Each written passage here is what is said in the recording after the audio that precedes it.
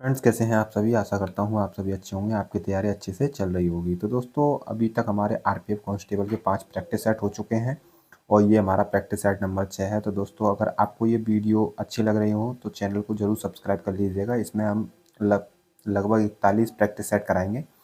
उसके बाद दोस्तों हम इसमें प्रैक्टिस वर्क बुक भी करेंगे। उसके बाद हम आरपीएफ एसआई के भी प्रैक्टिस सेट कराएंगे, ठीक है, प्रीवियस ईयर। और उसमें वर्क बुक जो मॉक टेस्ट आते हैं वो भी कराएंगे, ठीक है दोस्तों।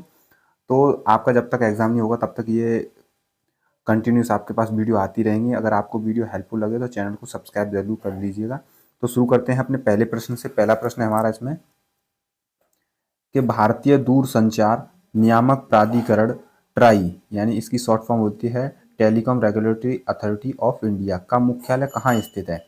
चेन्नई, नई दिल्ली, मुंबई या कोलकाता में? तो दोस्तों, ट्राई का जो मुख्यालय होता है वो नई दिल्ली में स्थित है।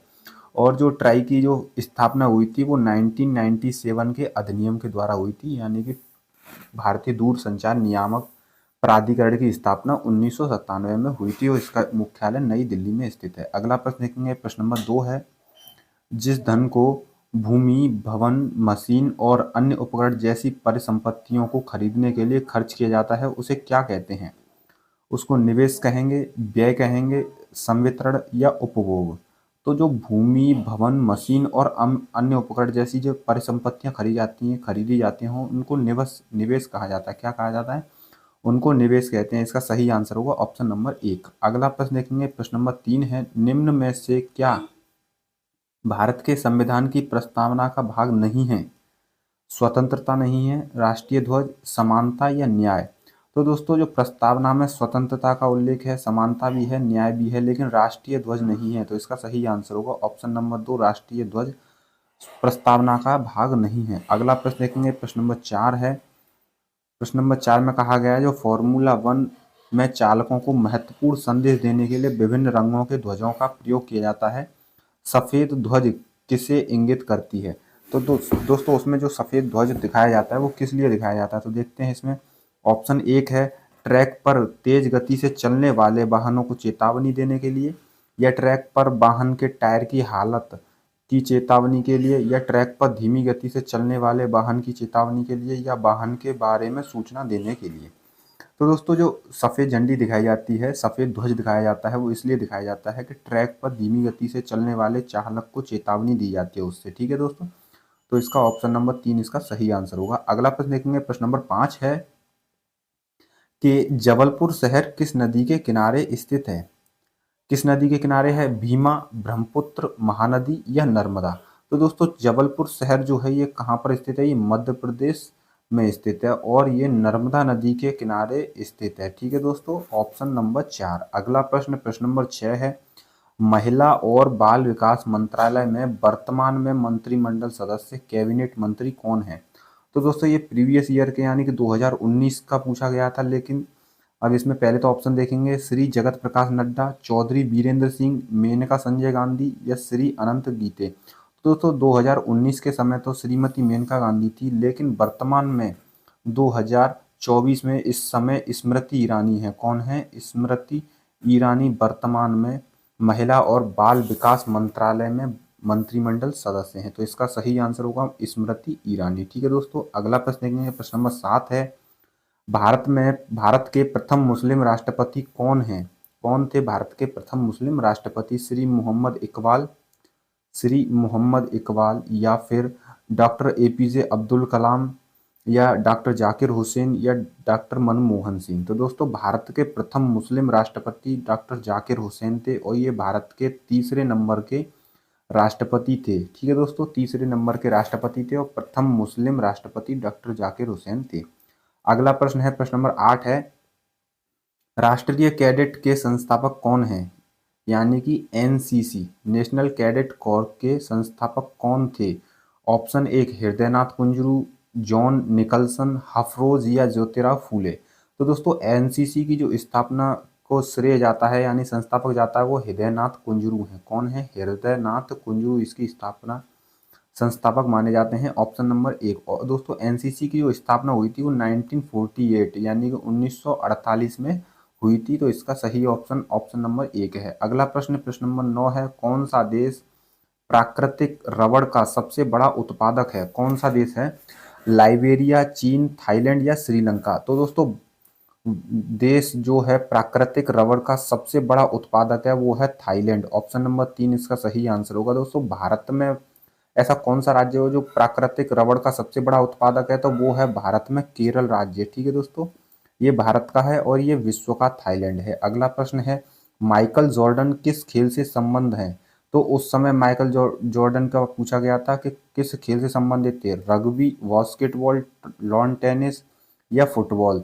तो दोस्तों जो माइकल जॉर्डन थे वो बास्केटबॉल से संबंधित थे, तो इसका सही आंसर है ऑप्शन नंबर 2। अगला प्रश्न है, प्रश्न नंबर 11 है, ऑगस्टा मास्टर ट्रॉफी किस खेल से संबंधित है? ऑप्शन ए गोल्फ से, क्रिकेट से, बेसबॉल से या फुटबॉल से? तो दोस्तों ऑगस्टा मास्टर जो ट्रॉफी है वो गोल्फ से संबंधित है। किससे? गोल्फ से संबंधित है और इसकी जो शुरुआत की गई थी वो तो 1968 1961 में पहली बार ऑगस्टा मास्टर ट्रॉफी प्रदान की गई थी। अगला प्रश्न है, प्रश्न नंबर 12 है, भारत में निम्न में से कौन सी भाषा किसी राज्य की राजभाषा नहीं है? तो कौन सी नहीं है? पंजाबी, गुजराती, उड़िया या खासी? तो दोस्तों पंजाबी भी है, गुजराती भी है और उड़िया भी। पंजाबी पंजाब की, गुजराती गुजरात की, उड़िया उड़ीसा की है, लेकिन ये खासी ये किसी भी राज्य की राजभाषा नहीं है। तो इसका सही आंसर ऑप्शन नंबर 4 होगा। खासी एक जनजाति भी है और दोस्तों पहाड़ी भी है। ठीक है दोस्तों, अगला प्रश्न, अरुणाचल प्रदेश का राजधानी शहर कौन सा है? यानी कि अरुणाचल प्रदेश की राजधानी पूछा गया है। इम्फाल, तवांग, शिलांग या ईटानगर? तो अरुणाचल प्रदेश की जो राजधानी है वो ईटानगर है। इसका सही आंसर है ऑप्शन नंबर 4।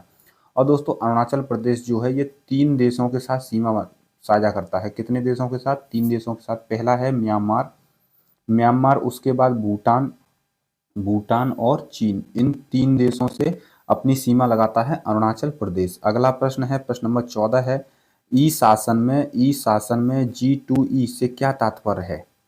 गवर्नमेंट टू इलेगेंस या गवर्नमेंट टू एम्प्लॉय या गवर्नमेंट टू एथिक्स या गवर्नमेंट टू इक्वलिटी? तो दोस्तों G2E की जो फुल फॉर्म होती है वो होती है गवर्नमेंट टू एम्प्लॉय। इसका सही आंसर होगा। इसमें क्या किया जाता है कि जो सरकारी कर्मचारी होते हैं उनके ऑनलाइन जो बातचीत की जाती है उसी को गवर्नमेंट टू एम्प्लॉय कहा जाता है। अगला प्रश्न है, प्रश्न नंबर 15 है, बौद्ध धर्म का प्रतीक धर्म चक्र प्रवर्तन क्या दर्शाता है?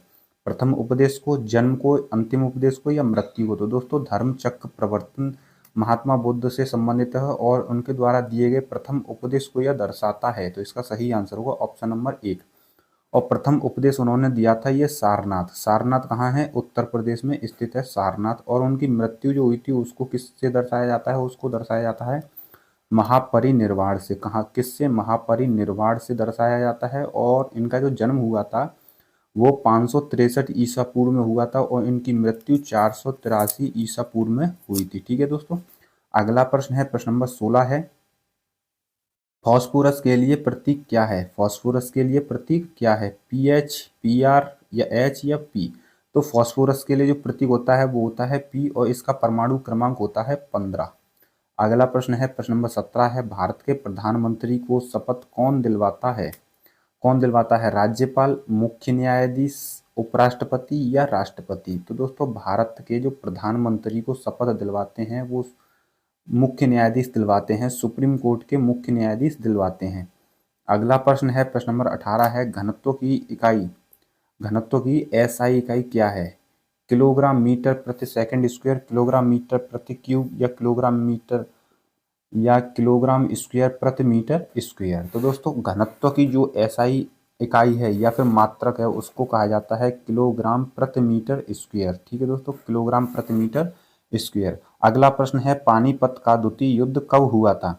1825 AD में या 1500 AD, 1600 AD या 1556 AD? तो दोस्तों पानीपत का जो द्वितीय युद्ध हुआ था वो 1556 AD में हुआ था। और ये किस किस के बीच में हुआ था? ये अकबर की सेना और हेमू के बीच हुआ था। किसके बीच में? अकबर की सेना और हेमू ये एक हिंदू शासक था। ठीक है दोस्तों, अगला प्रश्न है, प्रश्न नंबर 20 है, PPF का पूर्ण रूप क्या है? ऑप्शन 1 है पब्लिक प्रोविडेंट फंड या फिर प्राइवेट प्रोविडेंट फंड या पब्लिक प्रोविडेंट फंड चौथा है पर्सनल प्रोविडेंट फंड। तो दोस्तों इसका सही आंसर होगा पब्लिक प्रोविडेंट प्रोविडेंट फंड। यहाँ पर दोस्तों पहला और जो तीसरा है वो एक ही ऑप्शन है, public provident fund, public provident fund. तो इसका सही आंसर पहला और तीसरा होगा, ये पब्लिक प्रोविडेंट फंड होता है। और इसको किसने किया था चालू? इसको वित्त मंत्रालय के जो राष्ट्रीय बचत संस्थान द्वारा 1968 में शुरू किया गया था। कब? 1968 में। अगला प्रश्न है, प्रश्न नंबर 21 है, संसद सदस्य राधे श्याम बिस्वास किस राज्य से हैं? यानी उस समय किस राज्य से संबंधित थे? असम, उत्तर प्रदेश, केरल या महाराष्ट्र? तो इसका सही आंसर होगा असम से संबंधित थे। अगला प्रश्न है, गोवा का लोक नृत्य क्या है? मांडो, गंगौर, चकवा या लूर? तो दोस्तों गोवा का जो लोक नृत्य था वो जो है वो है मांडो। तो इसका सही आंसर है ऑप्शन नंबर 1, ये गोवा का लोक नृत्य है। अगला प्रश्न है, प्रश्न नंबर 23 है, भारत के संविधान की किस अनुसूची के अंतर्गत राज्यों के नाम और उनका प्रादेशिक अधिकार क्षेत्र आता है? तो किस सूची में यानी भारत के राज्य और उनके जो प्रादेशिक अधिकार क्षेत्र हैं वो किस अनुसूची में है? चतुर्थ में, चौथी में, नौवीं में, पंचम या प्रथम? तो इसका सही आंसर होगा प्रथम अनुसूची में बताया गया है। और भारत के जो संविधान था, जो मूल संविधान था, उसमें कुल 8 अनुसूचियां थी। वर्तमान में इसमें कुल 12 अनुसूचियां हो चुकी हैं। अगला प्रश्न है, प्रश्न नंबर 24 है, कांच, साबुन और कागज उद्योग में निम्न में से किसका प्रयोग किया जाता है? तो सोडियम कार्बोनेट का, कार्बन डाइऑक्साइड का, मिल्क ऑफ मैग्नीशिया या पोटेशियम नाइट्रेट का? तो दोस्तों कांच, साबुन और कागज उद्योग में जो प्रयोग किया जाता है वो है सोडियम कार्बोनेट, Na2CO3। और इसका अन्य नाम है, इसको बोला जाता है वॉशिंग सोडा। क्या बोला जाता है? वॉशिंग सोडा इसको बोला जाता है। ठीक है दोस्तों, आगे देखेंगे अगला प्रश्न, प्रश्न नंबर 25 देखेंगे, हम्पी में स्मारक चिन्हों का समूह विश्व विरासत स्थल किस राज्य में स्थित है? किस राज्य में स्थित है? गुजरात में, कर्नाटक में, केरल में या तमिलनाडु में? तो दोस्तों हम्पी के जो स्मारक चिन्ह है ये कर्नाटक राज्य में स्थित है। किसमें? कर्नाटक राज्य में स्थित है। और दोस्तों हम्पी जो थी ये विजयनगर साम्राज्य, जो विजयनगर साम्राज्य था उसकी राजधानी थी हम्पी। अगला प्रश्न है 26, निम्न में से क्या संघ शासित प्रदेश नहीं है? चंडीगढ़, पुदुचेरी, दादर नागर हवेली या त्रिपुरा? तो दोस्तों कौन सा इसमें केंद्र शासित प्रदेश नहीं है? तो त्रिपुरा नहीं है, क्योंकि ये एक राज्य है और बाकी के सभी ये केंद्र शासित प्रदेश हैं। अगला प्रश्न है, प्रश्न नंबर 27 है, मैग्नीशियम हाइड्रोक्साइड के लिए रासायनिक सूत्र क्या होगा?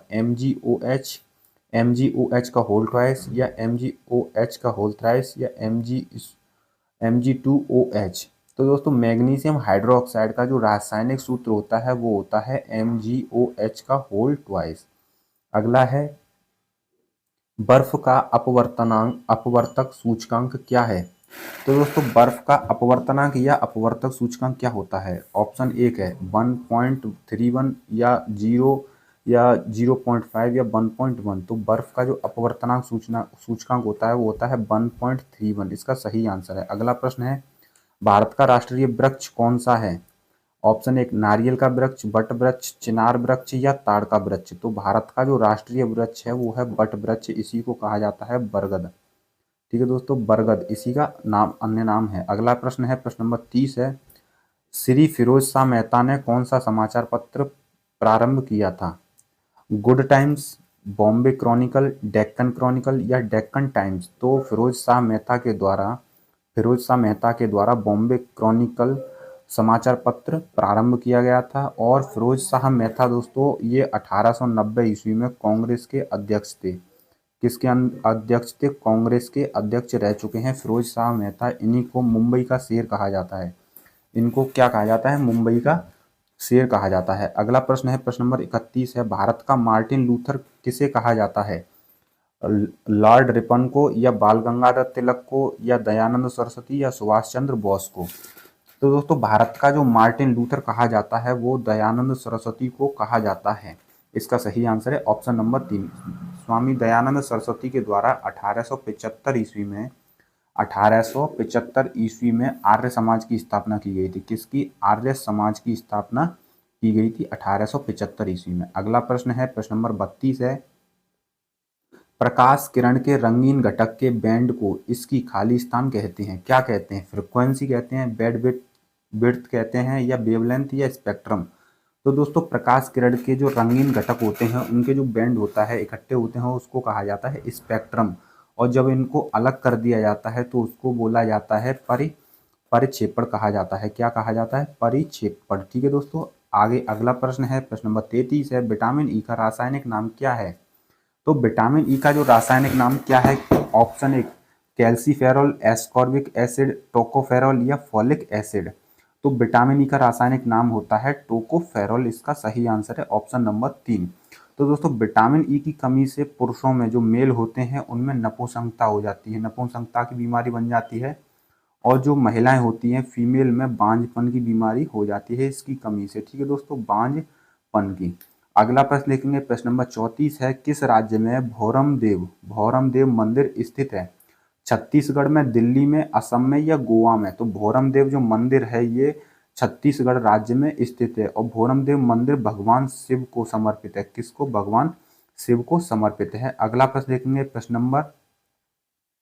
नंबर 35 है, औदंतपुरी विश्वविद्यालय किस राज्य में स्थित है? औदंतपुरी विश्वविद्यालय पश्चिम बंगाल में, नई दिल्ली में, पंजाब में, या बिहार में? तो औदंतपुरी विश्वविद्यालय बिहार राज्य में स्थित है। कहाँ पर स्थित है ये? बिहार राज्य में स्थित है। और इसका निर्माण जो कराया गया था वो गोपाल प्रथम के द्वारा करवाया गया था। किसके द्वारा?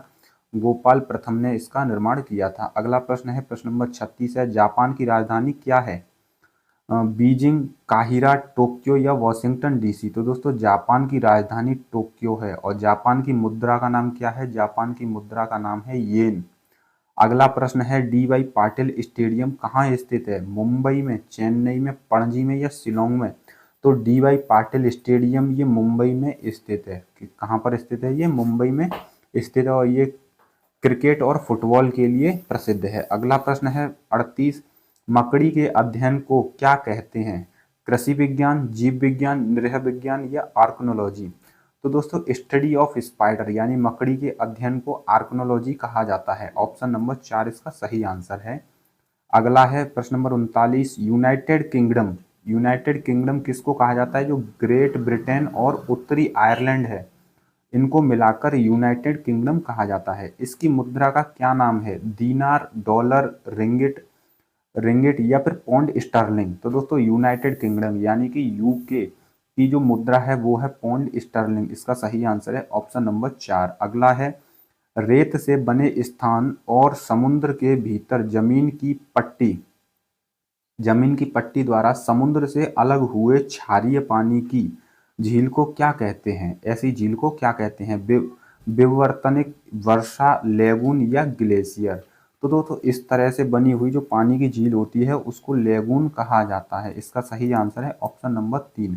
जैसे कि दोस्तों चिल्का झील है, कौन सी झील है? चिल्का झील है। और एक कालीकट झील है, ये लेगून झील की एक उदाहरण है। अगला प्रश्न है, कुत्ते में गुणसूत्रों की संख्या कितनी होती है?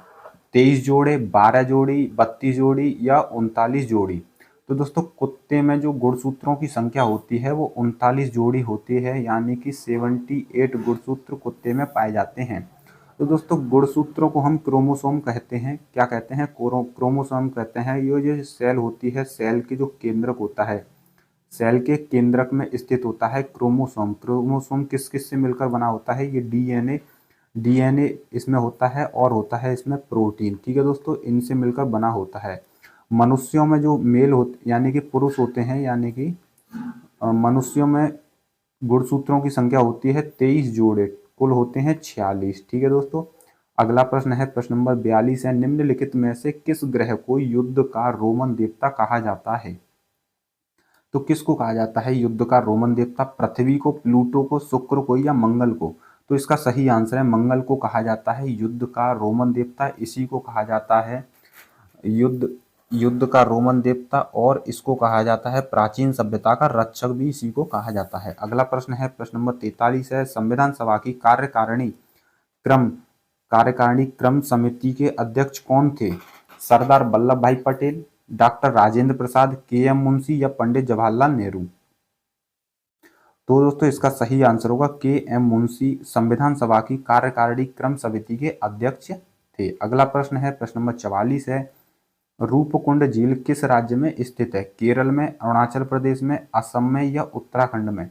तो रूपकुंड झील जो है ये उत्तराखंड राज्य में स्थित है और ये एक हिमनद झील है। कैसी झील है?